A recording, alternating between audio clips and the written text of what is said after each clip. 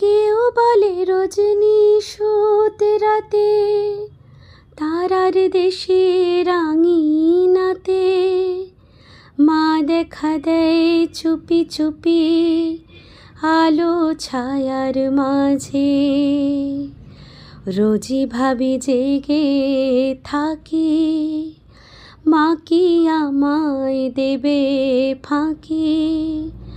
কখন যে ঘুম জড়িয়ে আসে বুঝতে পারি না যে। পাখি তুমি লক্ষ্মী আমায় মায়ের কাছে নিয়ে যাও।